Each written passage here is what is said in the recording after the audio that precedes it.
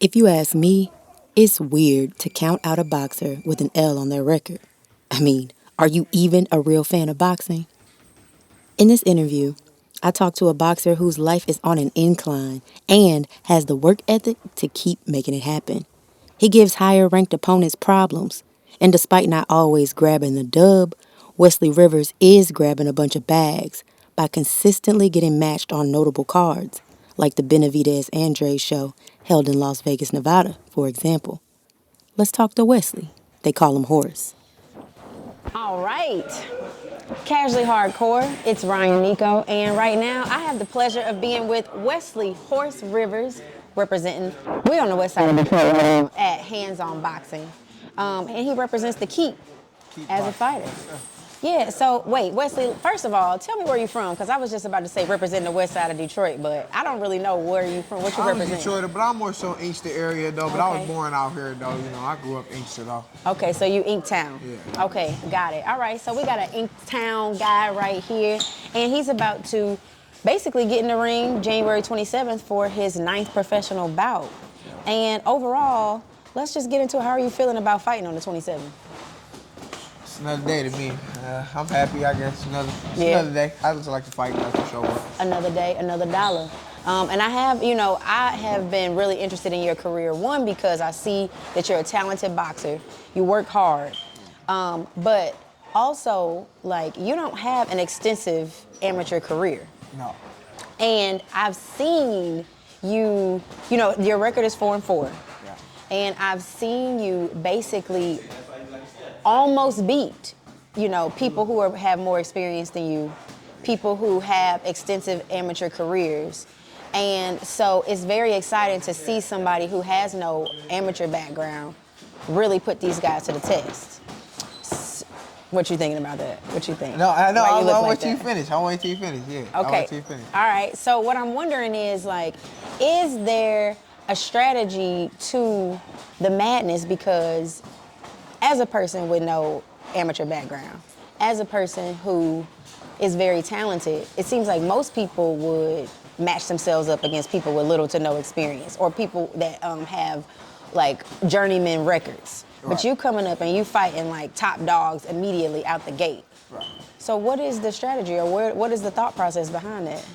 I'm gonna say I got the plan from my two coaches, more so Tay and Darnell. But Coach Darnell, he really wrote the script on how we was gonna play it, because, like you say, I ain't really had a background. I grew up in boxing. I got an older brother. His name Rob Rivers. He national tournaments. I've been around boxing. I just didn't do it at the time. Okay. So, but our thing was that we just knew I could shock some people and I get the fights. They won't know they ain't know who I was. When I first fought in Motor City, nobody knew who I was. Okay. At first, besides the regular people in the city. But now, feel me? It's just like a little blueprint that we put down. But now I'm signed now, so I kind of, you feel me? It worked for some people and it don't work for other people. It's people that been long, extensive amateur backgrounds, ain't signed to nobody, and they can still fight 0-8. Right. Congratulations, by the way, on being signed. I saw. I know you were on the Benavidez Andrade card, which is huge in Vegas. That's a big, big deal. So what I'm wondering is the goal, do you have aspirations to be a world champ? Because I think I assume that every boxer wants to be a world champ. Is that a goal for you? That's a goal for me, yes.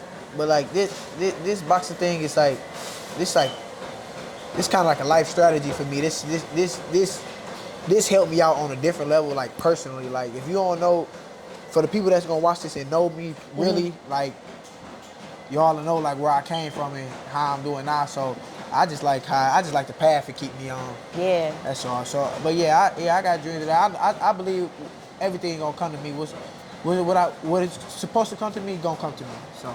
Yeah, for sure. And it seems like it's coming to you. You really are. You're not getting knocked out. By the way, he's not been knocked out. He's 4-4, but no knockouts at all. You've been. I think I won twice. Okay, and the judges. People have been. You've been losing, so to speak, by majority decision. Most of the time, it's not unanimous. It's not a knockout. He's really been putting these people to the test. So I was just curious about it, because most of the time people put when they're starting off fighters they build these fighters up.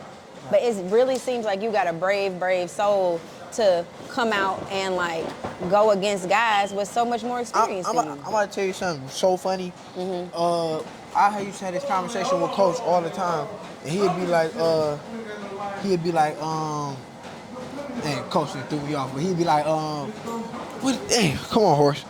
It's all right. So my coach, he'd tell me things like I said, like how he wrote the blueprint on how we was gonna do it at first. Right. Like he told me in the beginning, like we'd lose some. Like it's possible that we'd lose some.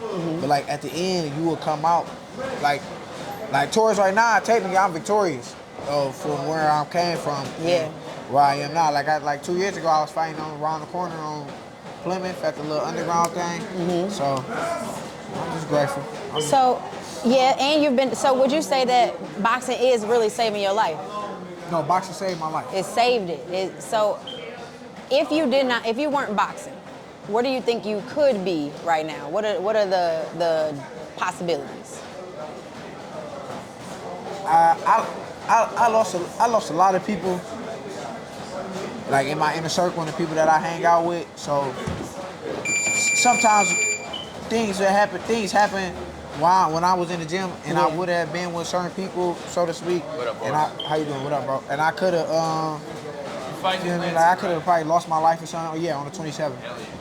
I could say I could have lost my life. I could be in jail or something, but I don't know like for sure. But I just know I wouldn't be here. I wouldn't be what I am right now. Right. I wouldn't be fighting in Vegas. Yeah. Surprising people, making a name for yourself. By the way, your name is Horse. Yeah. Big Horse, not the little horse. Big Horse. Yeah. So where does Horse come from? My childhood friend, man, my boy Droopy. Shout out to Droopy. Shout out Droopy. In school, he used to always call me Horse. Like, I played football, and when it just came to being aggressive, that's just like my. That's you was running people over. Like I'm Horse. Like, okay, so, turn up. So that's really cool to know, and it's good to hear that there is a strategy, and that it's really it seems like you are building your career. It's building who you are as a man. It's building who you are as a person. And I mean, I support you. And what I want to say is like something that I'll never forget about you. They were interviewing me, or there was an interview going on about me being a ring announcer. And you got featured in the interview on the news. Right. Oh, yeah, And you said, your voice rings through my head. Yeah, I promise you. At the amateur show. Yes, you said, keep going. Keep going. You that deal. And thank you. For sure. And and me and my mom is like, where keep going? How's keep going doing? So my mom asks about you. I always hear your voice in my head. So I just want to say, first and foremost, thank you for talking to me. Thank you for those encouraging words without me even asking or being there. Thank you for coming to talk to me. I need all the love I can get. Hell yeah. Get this out there. That's right. So, by the way, we are going to follow Wesley Rivers. I'm going to drop his @ Is there anywhere else that you want people to follow you? Because I'm going to drop your Instagram. That's all I got right now. Let me know if I need to get something else. All I got is Instagram, though, right now.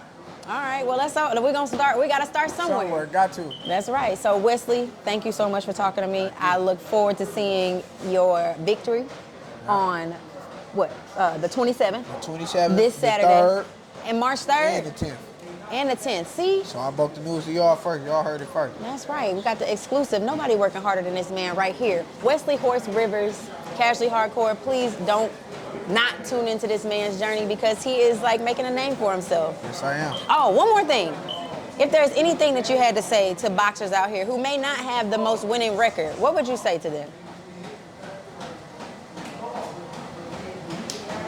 You better than them, man. You don't get the silver spoon treatment. You ain't.